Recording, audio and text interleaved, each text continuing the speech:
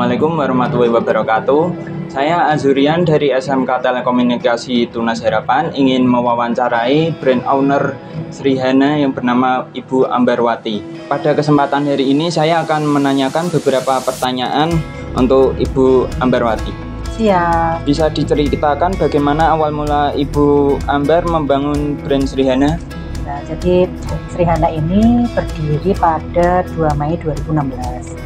Brand Srihana ini adalah penggabungan nama saya, Sri Ambarwati, sama suami.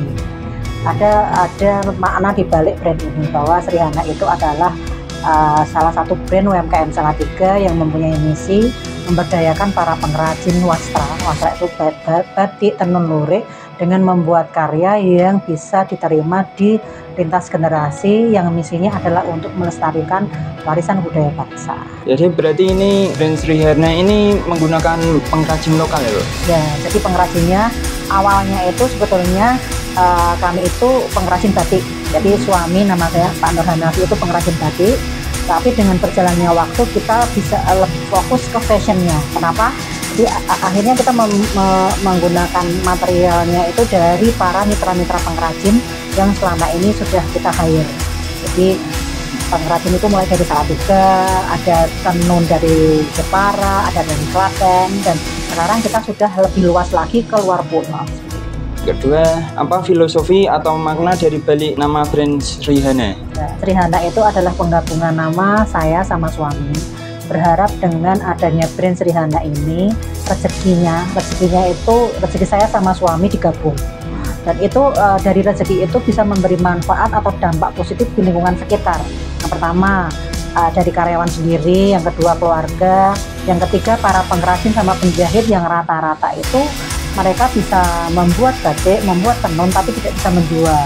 Dan untuk selanjutnya dengan adanya membawa nama brand Srihana itu berharap dari penjahit yang ada di sekitar dan sekarang sudah merambah keluar kota untuk bisa berdaya dan sejahtera bersama.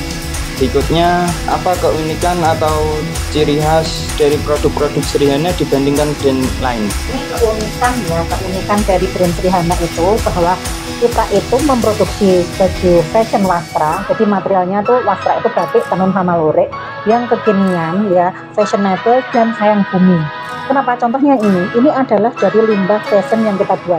Tapi bagaimana supaya limbah ini tidak mengotori, tidak menambah limbah lagi di kemudian harinya, karena bumi semakin tidak sehat. Kita buat karya baju ini, buat seperti ini, mungkin orang-orang ini apa sih perca, tapi jadi nilai lebih. Sama ini sisa-sisa dari benang tenun atau benang jahit itu kita kumpulin, terus kita masukin di proses penenunan, dan ini jadi menjadi baju yang luar biasa. Jangan kalau ini benang ini tidak kita pakai, itu akan sedikit ya Mas, tapi semakin banyak akan semakin menggunung dan semakin tidak menyehatkan.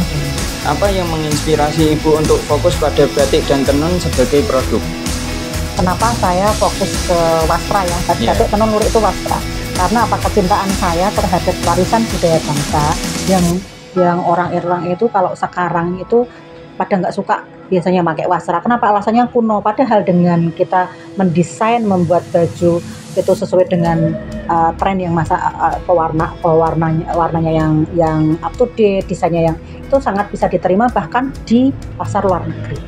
Jadi saya semangat untuk melestarikan wastra dengan memberdayakan pengrajin sama penjahit melalui karya saya. Saya sering fashion show. Itu yang mengangkat brand Srihana. Gimana supaya pasar market wastra ini diterima orang itu biasanya kalau asumsi batik itu kuno, dipakainya itu orang-orang zaman dulu. Nah, gimana supaya bisa diterima di pasarnya itu lintas generasi, dari Gen Z juga bisa, orang tua yang bisa diterima di semua kalangan. Ya itu kita harus punya ide kreatif agar supaya wastra yang kita buat ini punya pembeda dari bandingkan yang lain, nggak kuno.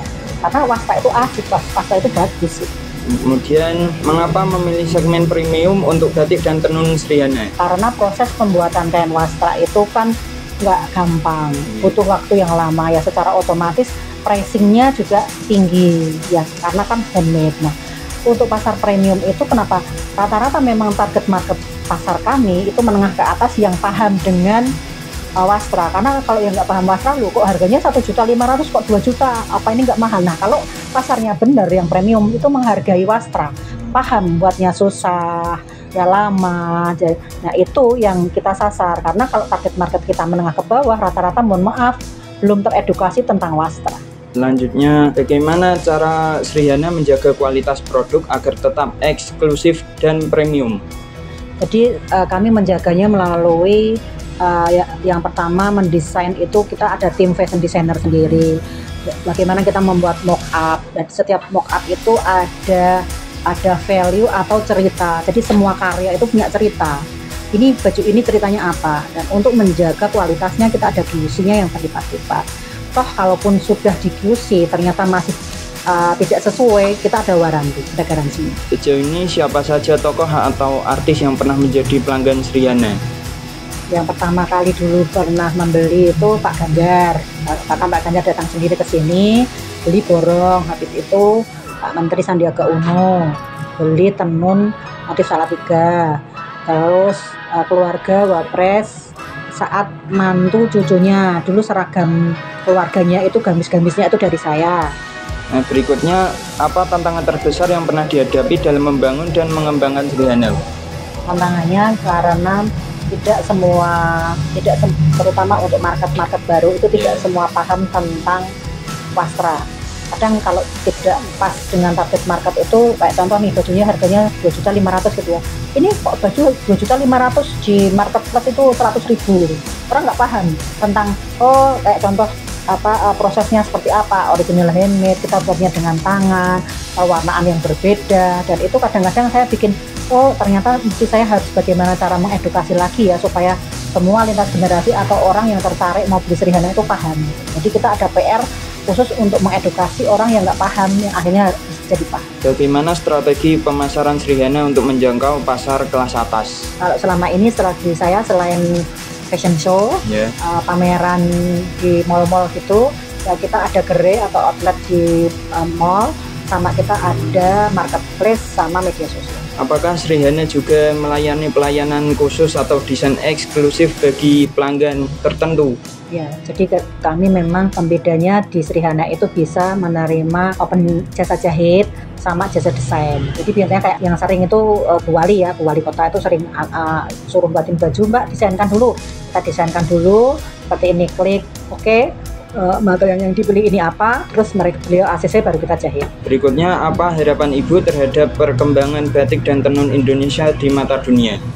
Saya sangat berharap atau mungkin berdoa ya mudah-mudahan dikabulkan sama Allah Yang Maha Kuasa ya, bahwa batik ini karena warisan budaya bangsa, kita harus bangga dan pede memakai. Kenapa? Kalau kita bangga memakai produk sendiri, secara otomatis juga akan menarik orang luar untuk tertarik dan bangga. Karena apa? Setiap wastra itu punya filosofi yang sangat-sangat luar biasa, yang ini nggak ada di dunia lain gitu, maksudnya di negara lain itu nggak ada gitu, karena unik gitu loh, semuanya itu punya arti. Nah itu yang perlu kita syukuri dan kita banggakan, dan berharap semakin banyak orang yang teredukasi dan suka akan wastra, termasuk orang luar. Berikutnya, apa rencana dan inovasi Srihana ke depan agar tetap relevan dan terus berkembang? Karena sekarang itu zaman itu sangat berubah drastis ya, algoritma itu berubah drastis, kita harus adaptif dengan perubahan.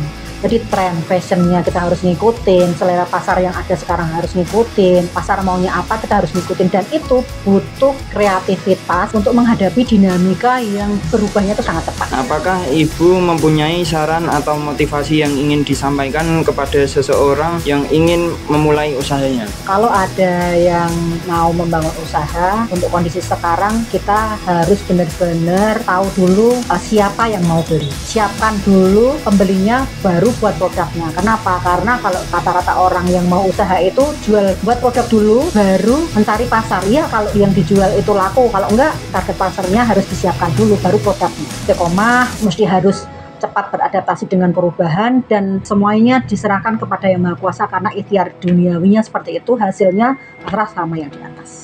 Sekian wawancara hari ini bersama Ibu Ambar.